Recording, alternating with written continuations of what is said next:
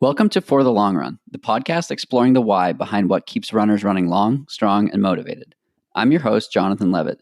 Through personal and professional connections in the running world, I have the privilege of getting to know some amazing athletes. I've always been fascinated by the psychological aspect of running, and this podcast is aimed at exploring this and much more. I hope you enjoy. This episode is sponsored by Add a Day. I've been loving their BioZoom, a portable myofascial release device, essentially a massage therapy gun. In these times when I'm not able to see my chiropractor for ART or other manual therapies, the BioZoom definitely hits the spot, pun intended, of course. BioZoom is designed to help with recovery and can target specific areas of the body in different ways with one of the 5 attachments designed for tissue-specific treatments. Quieter than the other therapy guns out there, I love using mine while sitting on the couch relaxing, or honestly, even while on a Zoom call. You can get your own at addaday.com and use the code FTLR15, that's 15, to save 15%. Welcome back. Today I have Kamilah Journet joining the podcast. Kamilah, thanks so much for jumping on to chat. Thanks so much for having me. Of course. So first question, as you may have heard on the podcast that you listen to, who is Kamilah? I would say at my core, I'm an observer. I think I've always been a heavy people watcher, maybe because I'm an only child and was constantly surrounded by adults instead of kids my age a lot of times. But that kind of lends itself to my career as a marketer. That lends myself to how I show up for my friends. Even on runs, I really enjoy observing what's around me, whether it's a new city or a new landscape. So I'd kind of start there. I really am just interested in kind of blending in almost sometimes as like a bystander and just kind of seeing what the world has to offer. Are you a big podcast listener?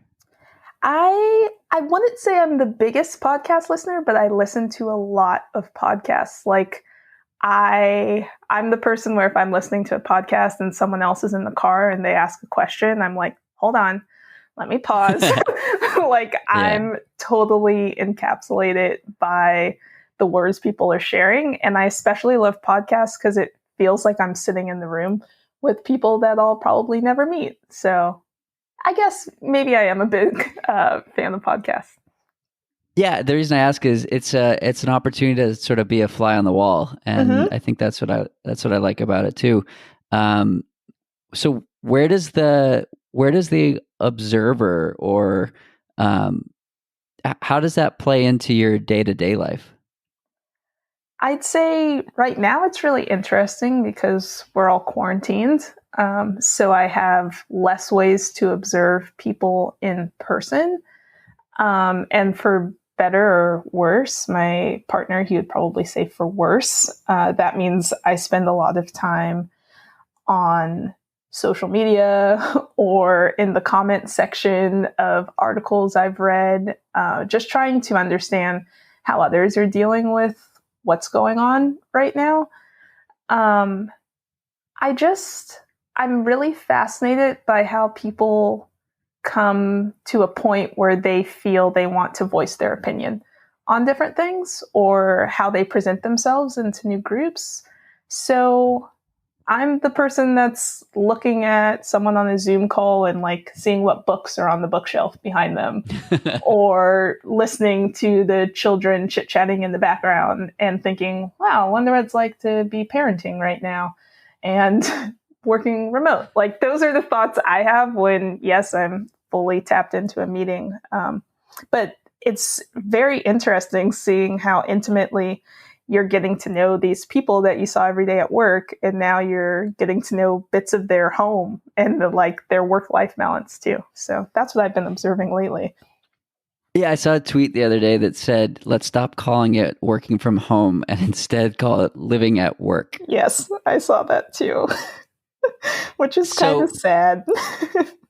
Yeah, it is. And it, you sort of have to focus on the boundaries and ways to separate work from like normal life. And I've had a lot of conversations with some of my friends about this, and one of them specifically had this realization. He works for an accounting company, and he's like, I could put in 100% effort every day for the rest of my life, and the company doesn't care. And he's like, I got to do what's right for me. I got to, think of me first, and do what I need to do. And I think it's that realization of like, put your own mask on first before helping those around you. And I love to travel, so I get that, or previously I would get that reminder often. And now maybe it's a little more literal in that we should be wearing masks. But would you say that you agree and sort of feel that as well? Yeah, I would say, I mean, I like to think of myself as someone who works really hard and strives for their best in all aspects of my life, but I've never considered myself a perfectionist. And I honestly think the reason that, despite the fact that I do want to like nail a project or nail a workout or whatever it is, I also give myself a lot of grace, for better or worse. I'm okay accepting that maybe there's something else going on that takes precedent, and that my health is more important than that project, or it's okay if I just close my computer at 5, even if I could spend another half hour banging something out. And I'm really happy that I've built those boundaries, probably now more than ever. So definitely. So I came across your name a couple of weeks ago and I wish I could remember who had posted about you, but essentially it was at the start of the Black Lives Matter movement in, a couple of weeks ago. And it was a post that said, follow these athletes, amplify their voices. They are awesome. And I started poking around, and my Instagram feed is, 95% white. And even this podcast is the same way. And so I started looking at like, what can I do as a podcast host and as a person with, I don't have 100,000 followers, but like, how do I, as a white person, do something different? Like, that's the bare minimum, not keeping status quo. That's wrong. You must do something. So I came across your name in that way, and I've absolutely loved following you on Instagram. Your analogies from running applied to life, or life applied to running, I haven't seen anything better. And I'll share a couple of the quotes. Today I marched, but who said you need an organized protest to show up for what you believe in? Are you only a runner come race day? This movement is about consistency, and we barely started to build our base. This movement is about getting uncomfortable, so I'm carrying the sign all day. I'm sticking to my window tomorrow, and I'll hold it proudly until the message is clear. Why should the work stop when the protest does? This is just the beginning. What was that post for you? Where did it come from? What's the significance of the connection to running? And specifically, are you only a runner come race day? Yeah, I mean, I've thought a lot about how I use my voice and who's in my network. And maybe a bit oddly, but quite similar to you, my network is a lot of white runners. Right. I do a sport where I was the only Black girl on my college cross country team. I work in the outdoor industry where there are not a lot of Black women, and I run. And I've always compared my life to running in some way, shape, or form. Running has helped me find who I am. It's given me confidence. It's given me my closest friends and relationships. And that post in particular, I wasn't sure that I wanted to go march. I think it's really devastating that I have to stand in the street and tell strangers that my life matters. That's not something that I think anyone really wants to do, despite how necessary it is right now. And I started thinking to myself about the work that is ahead of us as I started reading a lot of posts of almost people are starting to feel a sense of fatigue right now from just absorbing all of this information and realizing how much work there is to do. And I kind of had a flashback to when I started running and how all of a sudden you show up to your first day of practice and you don't really know where to start. Your coach throws a lot of terminology at you and tells you it doesn't really matter for you, just run. You'll figure out what tempo and fartlek and all these things mean later. So you just run, and it's hard, and every day is uncomfortable, and it's uncomfortable for a while. But eventually you kind of start to find your footing. And then the races are the fun things. And strangely here, the protests aren't necessarily the fun things, but they're when, similar to when you're in a race, it's the moment when you're surrounded by people that are collectively coming together for a reason, for something bigger than all the individual efforts that you're doing on your own. And going to that protest in Ventura was something really powerful for me. And it was something I was scared and uncomfortable to do, even as a Black woman. Ventura is not the most diverse city. I wasn't sure what it was going to look like, but when you show up to the start line of a race, you don't always know exactly what the course is going to look like, no matter how many times you've looked at the course profile or the map. You don't know exactly who's going to be on that start line, but you do know you're surrounded by people who want to challenge themselves. And so it just kind of seemed like a natural link to me. And it felt like an opportunity for me to reach my network that might be struggling with how often do you show up, or what are the right things to do, or what actions matter. You don't have to have a protest to have an impact in this movement. You don't have to follow the exact same path as everyone else, but you do need to put in the continuous work. So that's kind of where I see the link. I love that. And I think that it's one of those, it's the same analogy of like, the work is done in private often, and the outcome is done in public, just like how training works, or just like how, there's been a lot of, I don't want to call it shaming, but shaming of people, quote unquote, not doing enough. And that's the sort of blessing and the curse of social media. Like, if it's not on social media, did it really happen? And I think there's so much that goes on behind the scenes that we should be working on, and that we are working on, that it shouldn't be on social media. Like the conversations that we're having at the companies we work for, or that are happening behind closed doors in the outdoor industry about like, how do we address this problem? Like, that shouldn't be on social media, but the outcome needs to be. And that's the next step. So I had a conversation. I've had a lot of conversations, I guess, with coworkers on this. I also work for a company in the outdoor space and focus on health and nutrition. And we've done a lot of introspection around like, how are we going to be a part of the solution versus being a part of, how it's always been.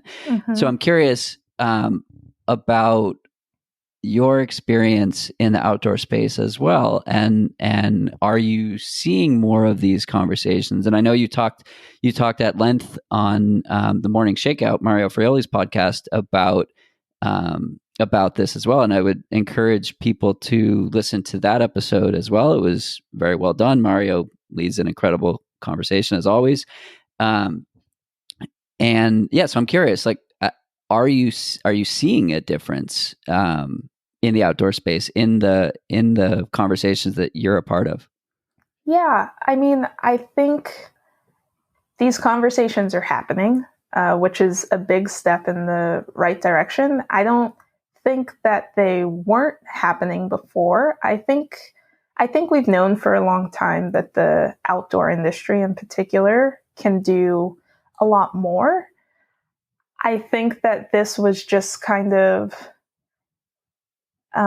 my partner's kind of been relating a lot of what's going on to having like a toothache, where you have something that's kind of nagging you and you don't really want to go to the dentist for it, but it's bothering you. And then by the time you finally go, they're like, oh, well, this whole tooth is trash. Like, it's gone.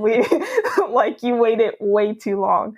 And right now it's like we're sick and we're starting to realize that it's not a pain that you can just ignore anymore. It's not going to go away. So we have to take action towards repairing it. But I think what I've noticed the most is that we have to do more than just admit that there's a problem. And honestly, what comes to mind for me when I think about what it's going to take to make change is not a public statement on Instagram. It's not a black square on your feed. It's not even just posting some photos of people of color. It's making this a part of your job like everything else is a part of your job. If you work in marketing, then you should always be thinking like, okay, how does this look? How are our images looking? What are the stories that we're telling? How can we highlight different viewpoints? If you work in HR, you should not just say you're open to diverse people working at your company, but you should seek them out. You should realize where you're doing your recruiting, how you can connect with them, what will make your company feel more accepting to people that haven't been seen in that space. If you work in any facet of an outdoor company, there's something that can be done just to make people feel included. And that's done on a human level. Like, that doesn't have to be a brand initiative that you publicize on Instagram. The same way when you're running, you do a lot of work on your own. Like, you don't share every single step you take as a huge milestone. It's really the cumulative efforts that then come together, and all of a sudden you're just authentically doing the work, and it's second nature, just like any other part of your job is. Yeah, and I think your background in marketing is particularly interesting here, right? The principle of marketing is impressions leading to some sort of different action. And I was talking with a friend who I had on the podcast a couple of weeks ago, and he is mixed race, and he said it's very weird for me to go to a trail race and be the only person that looks like me.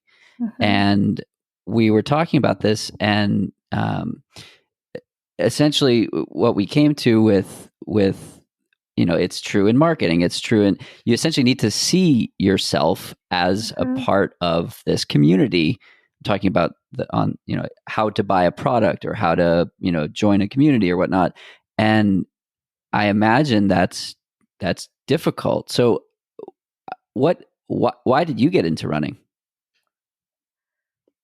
Honestly, I guess I always wanted to run. I think it's the only sport that I asked my mom to sign me up for. And for whatever reason, it just never really happened until I moved back to California in 8th grade. And I had made one friend before 8th grade ended who told me to check a box. That cross country was the same as track, except a little longer, which wasn't at all true. But that checkbox really changed the course of my life. I think I've just always liked being on the move. And even when I played soccer for a couple of years, my favorite part was running up and down the field and like seeing, oh, what do the defenders do down here? Oh, that's interesting. Okay. What do the people that are trying to make the goals do up here? Oh, okay. That's cool. Like, I'm just going to kind of run up and down the field and kick the ball if it comes towards me, but don't count on me to score a goal or do anything impressive on the field. I like the social aspect of running a lot. I like the way it brought people together. Like, if you've ever been on the bus ride home with a bunch of dorky cross country kids, like it's a mess, but it's awesome. Like, it's just everyone kind of finds their clique, but everyone's a family. And I think that's what has kept me in running so long, is that whatever group of runners I find myself in, it feels like a family. And then you bump into each other all over the place forever. Like, I see teammates from high school at meets now in my late 20s, or I see kids I coached that are now graduating from college. And like, that's so special. Running's really great for that reason. Definitely. One of the things that I found really interesting that you shared on Mario's podcast was your coach. Was it your cross country coach took a particular interest in which distance you were running? You want to talk about that? Yeah, it's a bit ironic when I think about it, because the high school I went to, I had one coach for cross country and I had one coach for track. My cross country coach was actually the girls' sprint coach for track, but he was the one who told me I was not supposed to be a sprinter. So in my head, in retrospect, I find it interesting that the coach that brought me into the sport of running in general turned down an opportunity to continue coaching me in the spring and instead pushed me towards the other coach who coached the boys cross country program and then all of us for distance track. And I don't know if I would have ended up gravitating as much as I did towards distance track events if he had not told me quite sternly that I was not a 100-meter runner, because all I knew of track was the sprints. Like, I loved to watch the Olympics or track meets whenever they were on TV. I'd gone to some with my family. And I mean, even after being in the sport, most people don't stick around for the 10,000. And I never ran the 10,000. But I grew to appreciate it. Like, I grew to appreciate the 2 mile in high school. It wasn't my favorite event, but distance track isn't highlighted in the same way that the sprints are, especially as an African-American track athlete. So yeah, it was interesting being kept in the distance group, because all of a sudden track comes, and that seems to be when most of the Black athletes show up to the sport. And all of a sudden there's all these kids that look like me, but the only time I ever get to run with them is when I'm jumping on the 4x4 or some sort of sprint medley relay. So yeah. Did you acknowledge that at the time? I don't know that I ever verbalized it or that it was a strong thought. I almost feel like because I felt I was so different, I really didn't even push myself to excel in the 400 or the 4x4. I remember being really upset whenever I got pulled into it, despite having strength in the 800 and in the mile and always having a kick at the end of my races. I hated running the 400. And I would always tell the coaches, like, I'm not a 400-meter runner. Like, this is not my event. Get me out of here. And they continued to put me in it. And when I started coaching, it was kind of shocking to me that I was running in high school. I ran a 2:13 800, but I never, ever broke 60 in the 400. Like I'd run 62, 63, which wasn't that much faster than what I went out for my first lap in the 800. So like there was definitely some sort of block there where I think in retrospect, it was almost like I had to choose. Do I want to be the distance runner that really should be running the 400 and the 800? Or am I actually a distance athlete who excels in cross country and is scoring and also like can run fast on the track a few months out of the year? So fast forward a few years, what's your favorite distance today? I'd have to say probably the mile, which is probably the event that I've raced the least, but the event I wish I would have leaned into harder. When I graduated college, I ran in college for 2 years. I didn't run my third year because I graduated a year early, took way too many classes, and just needed a break. So I took about 3 years off running completely, started coaching, started to get back into it, and then had this pipe dream of breaking 5 in the mile. And my PR in the mile at the time from college was 5:19. But I started putting in all this work on the track, and I fell in love with training by myself and waking up and just like me and the clock every time I was out there. And there's something really special about the mile because it's definitely not a sprint, but you have to have those gears. And that's my favorite part of running, is seeing like how many times can you shift your gears to push just a little harder? Like, how are you going to react when someone catches you? And in the mile, you have to react quickly. It's not like when you're in a half or 5K and you think, okay, like there's a hill coming, I'll catch him then, or I have time, I'll just sit in this pack. Like when the move happens, you go. And I just love that about the mile. It's an event that's really special to me. Yeah, I love the mile as well. I think what makes it interesting, so I've never spent any time focused on distances below it, but what I've loved about the mile is that like if you feel good, like a pretty easy barometer is if you feel good, you're going too slow. Mm-hmm. and I love that. It's like you're teetering on lots of discomfort. It's pretty uncomfortable, but it's manageable discomfort for 5 minutes or so. Yep. Thanks again to Add a Day for sponsoring this episode. I love their massage therapy gun called BioZoom, especially in these days when I can't see my chiro for regular body work. BioZoom is designed to help with recovery and can target any specific sore spots with one of the 5 attachments designed for different parts of the body. It's super easy to use right out of the box and has definitely helped with any muscular aches and pains that have popped up over the last few months. Grab yours at addaday.com, like add a day, with code FTLR15 to save 15%. So the mile. What about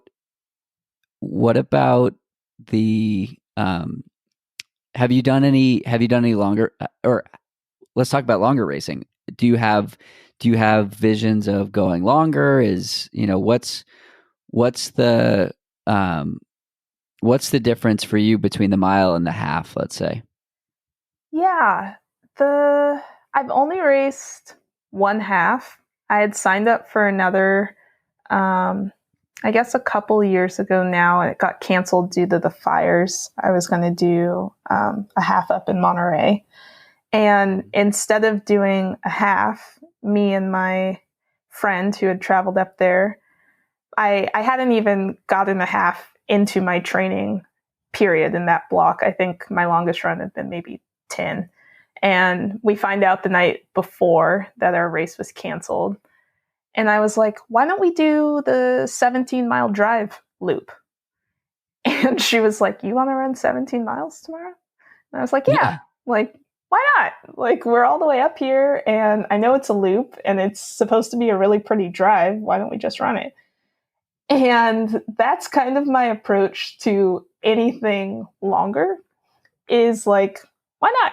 Let's just try it and see what happens. And for better or worse, sometimes that ends up great. I did a 36K in Montaña de Oro, which is on the coast not far from San Luis Obispo, California. And I loved it, and I smiled, and I walked, and I ate sweet potatoes out of the back of my little hydration pack, and I had chips, and like, it was great. That's the classic trail and ultra experience. It was just like something really fun and special, and I was still somewhat competitive, but for once I wasn't really like counting the girls in front of me. I'd never been in a race where I didn't care that I was in fourth place the whole time. But this race, I was like, it's fine. Like, I don't really need to stand on the podium. I'm enjoying nature. Like, this is beautiful. And then I decided I wanted to do a 49K. And I know some things about ultras because I've spectated a lot of them, and I've worked in the running industry and attended Western States and UTMB. And I was like, if I ever do one, I want it to be in Europe, because trail racing in Europe is like a whole nother level. So I signed up for Zermatt 49K near the Matterhorn in Switzerland. And my partner, who's from Annecy in France, came along with me, and we made a trip out of it. And long story short, I made it to the first peak after about 6,000 feet of climbing. I'm about half a marathon in, and my stomach wanted to kill me. Like, I don't know why. I had never thought, you've never been at altitude like this before. You train at sea level. Why did you not get in any sort of altitude training? And so I walked a bit, and then we hopped on a train, and I DNF'd, and that was my experience of trying to run a 49K that I thought I could just wing my way through. But that's running. Like, I've never not finished a race before, but of all the ones not to finish, probably the one where I wasn't at all prepared and thought I could just wing it, like I did my 17-mile run a few months earlier. Like, that's what happens. But you learn from running. And now I know, like, if I want to do something longer, I can still not be competitive. I can still just be there to enjoy it. It was absolutely gorgeous and breathtaking, and I loved the trail community. But there's a bit more work that needs to be put in, the same way I put in the work when I wanted to break 5 in the mile. Like, so that's kind of how I feel about long stuff. Those mountains are something else, to say the least. So good on you for even, lining up to start. I was hoping to go to UTMB this year. I've been to Western States. The community out there is absolutely phenomenal. And I've seen what UTMB looks like, and it looked, like next level stuff. What was the environment of that 49K? It was really interesting. I'd say from the beginning, the most interesting thing to me was we showed up, I'm picking up my bib, walking around with my partner, and everyone kept asking him what race he was running. And he wasn't running any race. Like, he was there to cheer for me.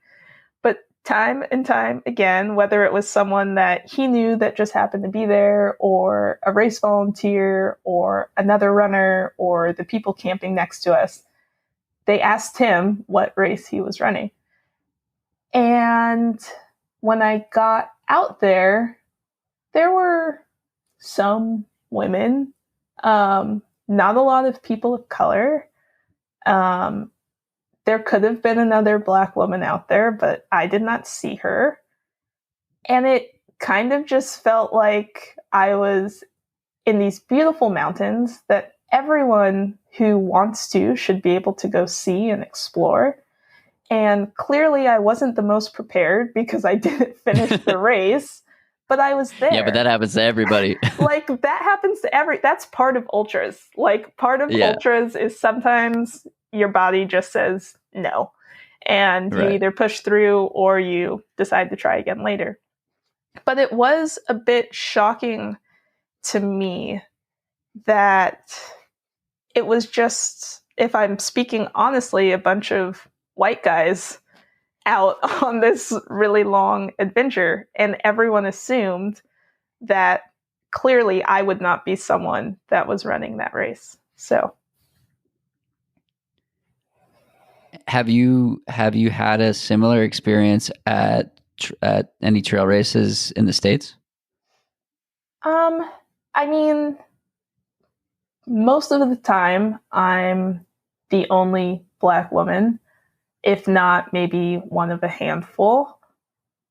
I do wonder sometimes, the trail community is super friendly. They're super inviting. They're awesome, awesome people.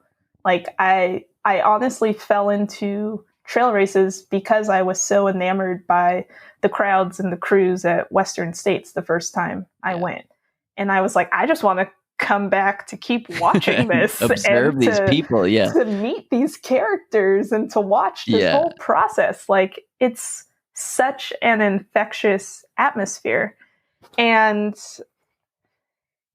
for trail running specifically, I don't think that it's that people don't think they're welcome. I just think that there's not a lot of work being done to introduce people to the sport in general. Like, trail running is a niche sector of running, period. Right. The kids I coached in high school had no idea what Western States was. They had no idea what trail running was. But we run on trails every week. Like, people run on trails, they just don't call it trail running. And people might gasp when you say you did a 36K, but it's also sometimes just like a long hike because you're eating snacks and you can walk, and not everyone is racing the entire time. But that doesn't mean everyone's not competitive. Like, I loved when I was talking with Tim Tolfson before UTMB, he said something along the lines of like, he walks the majority of climbs at UTMB. Yes, he walks rather quickly. Like, he's a beast, and that's something that he excels at. But everyone is not out there dropping 430 miles like you see when you watch Breaking 2. It's a different kind of sport. And I just wish that there was more emphasis on the fact that anyone can start running on trails and enjoy the same beauty of nature around you and meet some really awesome people in the process too. Totally. I think it's, like you said, it is such a niche sport that at least trail running takes like a certain kind of weird. Like, all of my friends that I know that are trail runners are like just a little weird, myself included. And yeah, it's a very welcoming, and once you're there, you know, trail running has a rich background or acceptance of pride, and all of these intersectional communities that happen to also be trail runners. So anyone who's listening to this, I would invite you to give it a try. You will be welcomed on the trails and at trail races. And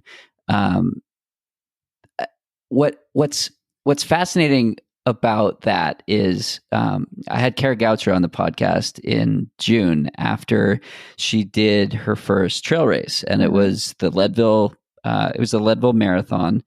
And what she shared will drive that point home. She was, gunning to win and, do really well and show up on the podium and whatnot, as an Olympian would strive for.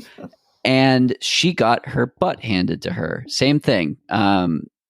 Altitude, Leadville's 10,000 feet. All of the variable, and she lives at 5,000 feet. And all of these variables that, like, that you just don't know about as a road runner. Her stomach, her, the bathroom issues, GI distress and whatnot. Yeah. And so I think she finished 6th, and she didn't want to go to the awards ceremony because she was embarrassed. And she thought people would be like, "Oh, Kara Goucher, why didn't you win?" And what she found at the finish line were a bunch of people that were just excited for her to be there, and like, "Oh, how was your fueling, and what were the foods you ate out there, and how was how did you like the mountains?" And I think what's really cool about the trail running in particular, and I think it's more welcoming than the road community, is exactly that. Like, nobody gives a shit about anything besides, are you having fun? Yep. Are you enjoying yourself? Are you not throwing trash on the ground? Like, those are the only 3 things that matter in the trail world. Yeah, that's very, very true. It's just, it almost feels like a party of nature loving, active people. Like, yeah, I'd we say happen to that's be out perfect, here running, but like, we're just happy to be here. Even when it's hard and it sucks, like running sometimes does. Like, you're just happy to be there. Definitely. So where do you see your own running in the future? That's a really good question. It's one I've asked myself a lot during quarantine, especially. I, like many people, was signed up for a race that got canceled. I was supposed to do a half in May. And maybe some people can relate to this, but essentially by second week of quarantine, so end of March, I was like, it's not happening, and I'm not training for it anymore. So I saw a lot of people really lean into training.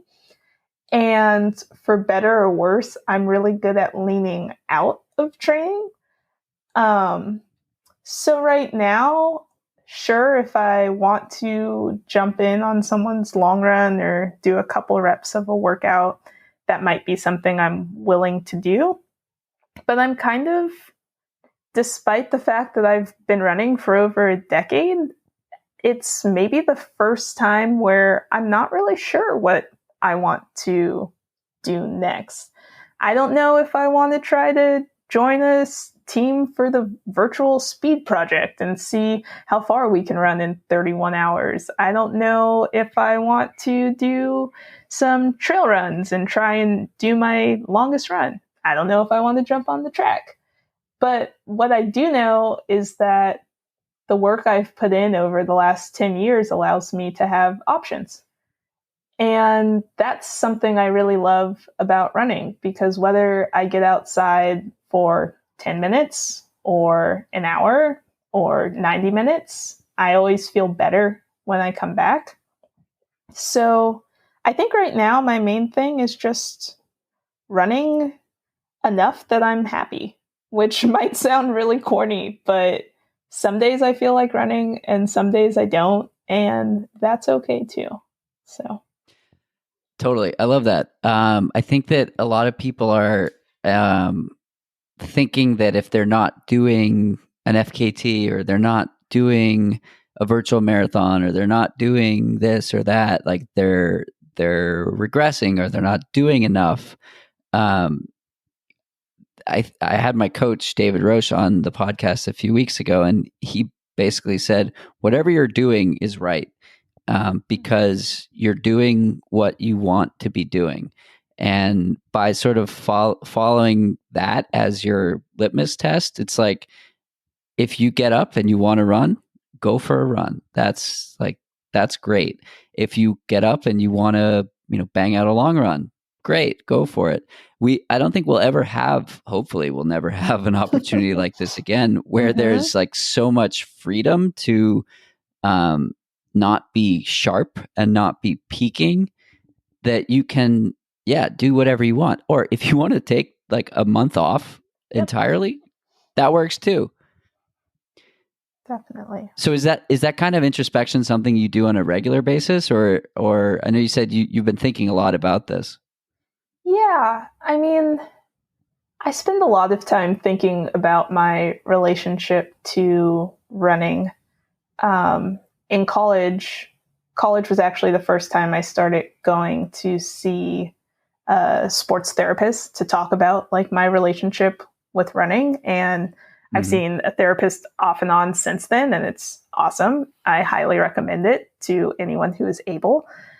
Um, it's really great to be able to have conversations and realize like what does running mean to me? And a question I often ask myself is who am I if not a runner? It's not that I don't see myself being a runner for the rest of my life, but I also think it's important that my running doesn't define me. Coming from being someone who can be ultra competitive, I kind of have to take steps back, almost to the point where right now it would be tremendously hard, if not impossible, for me to hit some of my splits from a year ago.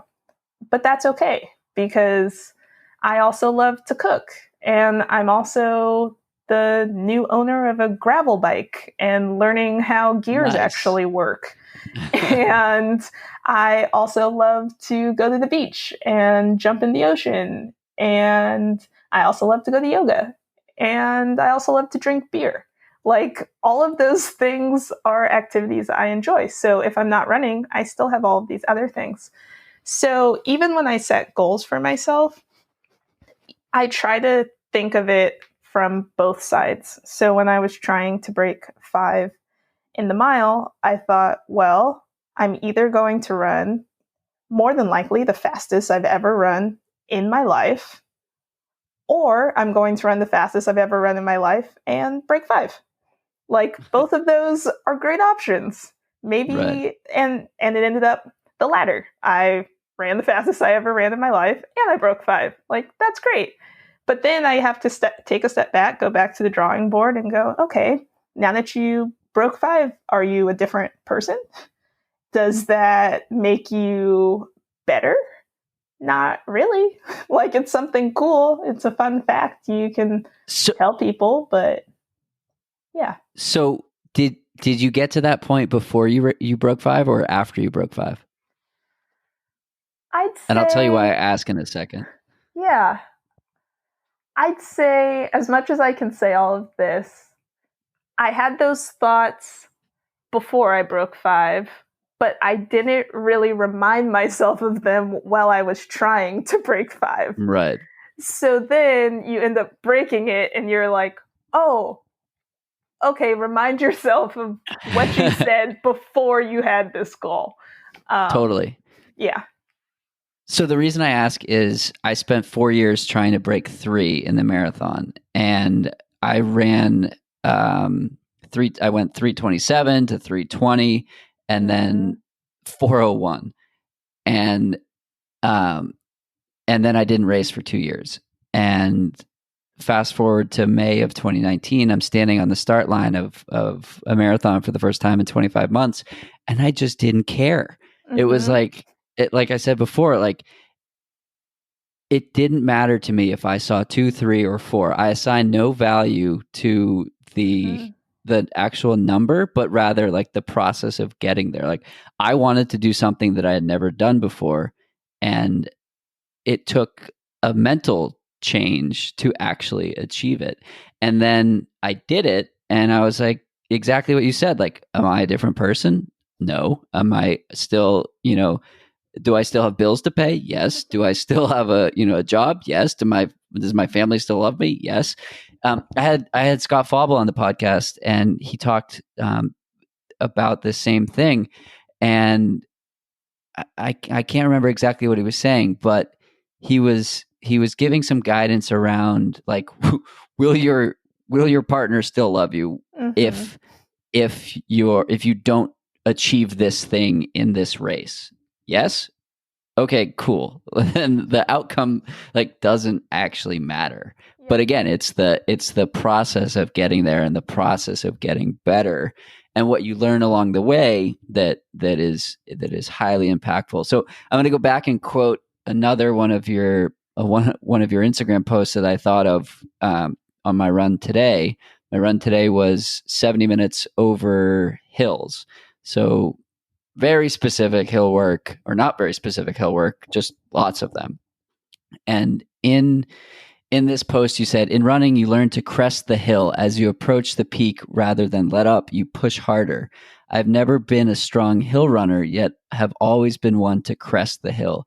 I work to carry my momentum through those last crucial steps, despite my legs screaming of discomfort, but I never ask my legs to stay silent. I ask them to be strong.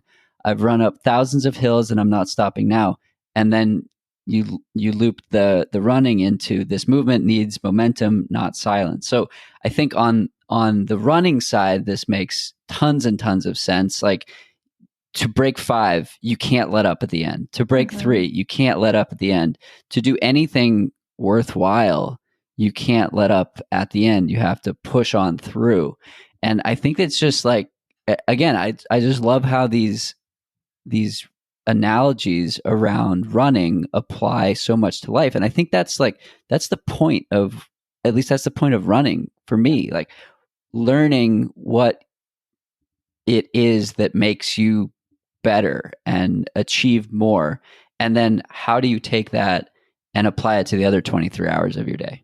Definitely. I mean, with running, one of my favorite things about PRing is not the fact that you have a new time to add to your Strava bio or whatever it may be, but the fact that every time you PR, you're doing something that you've never, ever done before. Right. Like, where else can you do that consistently? And when you take a step back and you realize that, whether it's 1 second or 1 minute, like how special that we have an activity that teaches us that we can always strive to push a little harder, to challenge our bodies, to challenge our minds, probably more than anything. And I think because of that, the link between strength as a runner and strength as a human, just in all facets of our life, is such a strong link. Like, it's so clear. Yeah. So I read an article a while back about, I think it was an Outside magazine, about endurance athletes being better employees for pretty much that exact reason. Like, you follow a process to getting better, you challenge yourself, you get better.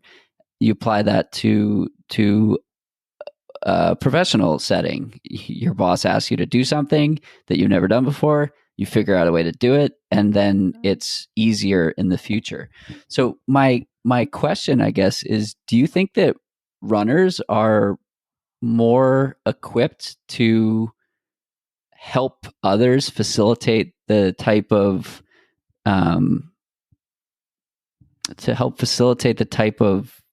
societal changes that we're starting to see? I really like that question because I think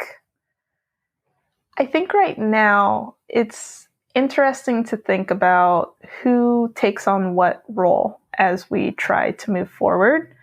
And I think that runners offer a unique perspective, not because I believe as a group it's up to runners to be the ones at our jobs saying, like, yes, I run, so X, Y, and Z needs to be done. Right. But I do think as people, we're very used to long timelines and committing to a process for an extended period of time. And discomfort. And discomfort in it. Like, you're uncomfortable at the end of a workout, but it's a success. Like, you're uncomfortable at the end of a race, but it's a success. And you know that this race is just part of the series of races that you've signed yourself up for, and you're going to be uncomfortable in all of them. And then maybe you take a break and have a little Christmas holiday, like time off week, and then you jump back in and you force yourself to be uncomfortable again and again and again and again. And I think if that can be understood by more people, that anything in life takes continued effort. Most things worth fighting for are uncomfortable, then that's something that people can start to understand a lot more. And we've seen throughout this pandemic, so many people turn to running. Like, I've seen so many family members or friends that never ran before that now are saying, wow, I see improvement from 4 weeks ago when I couldn't run a mile to now I'm, jogging along at this pace and it feels great. And like, I didn't know running could feel great. And if our community is growing, then that means there's more and more people that understand that sustained hard efforts can lead to forward momentum. And that's something that's really strong. I love that so much. I think that's like the epitome of what's happening right now. It's the sustained, uncomfortable efforts that need to keep happening. And I think that's why we're seeing athletes, not just running, but athletes in general as advocates, because and taking the role of what intuition might say the government should be doing, or local leaders, or whatever. No, it's athletes with a platform. It's athletes with a voice. It's athletes who have been told stay in your lane, and they've said, this is my lane. Yep. It's everybody's lane. And I think that the athletes in general just get it. You look at the NBA, you look at Major League Baseball, you look at NASCAR even. They understand the long timeline. They understand, as you're saying, it doesn't happen overnight. And I think that we're uniquely suited to deal with things that take a long time. I never thought of it like that. Yeah, definitely. There's just so much potential. And a lot of people have been athletes at some point in their life. So I hope that people can tap into that and remember how great it felt when you committed to something for the long haul. Definitely. What's one thing that you wish people knew about you?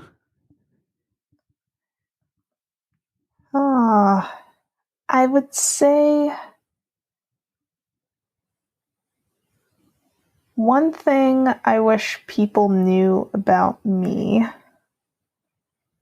is that I'm actually, I don't know if this is the right word to say I'm an introvert, because my friends would laugh at that. But I kind of am. I've always been pretty quiet. Even when I started my most recent job, I told my boss, I won't always speak up in every meeting, but when I do speak up, I generally have something I think is important to be shared. Like, I'll listen. You should listen to me. I'll observe a lot, but don't think I'm not paying attention. I'll share when I feel I need to share. And I guess that's kind of rolled over into my life in general, is that I share when I feel my words can have impact.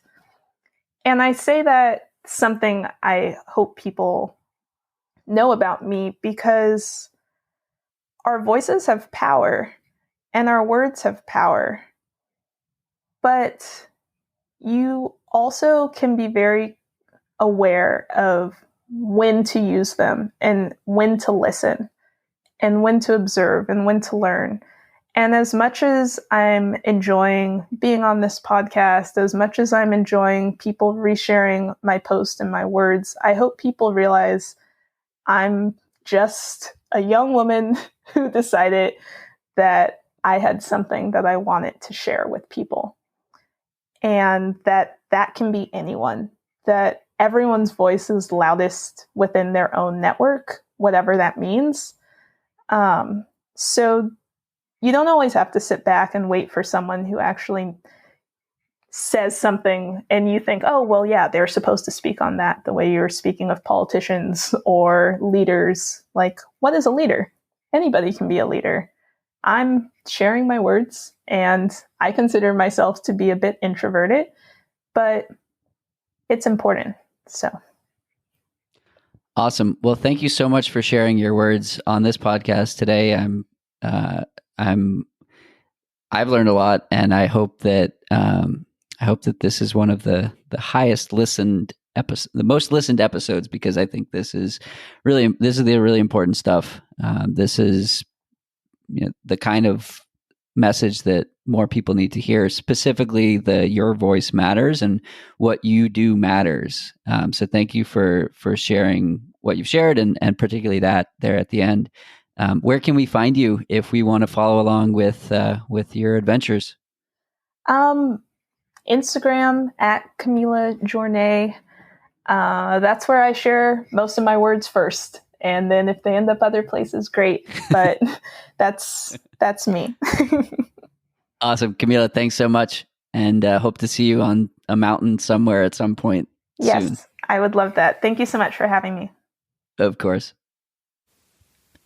That's it for today's episode. Like many long runs, it's sad when it has to end. I hope you join in next week on For the Long Run. And in the meantime, happy trails. If you've enjoyed this episode, it would mean a lot to me if you shared it so that others can find it and enjoy it too.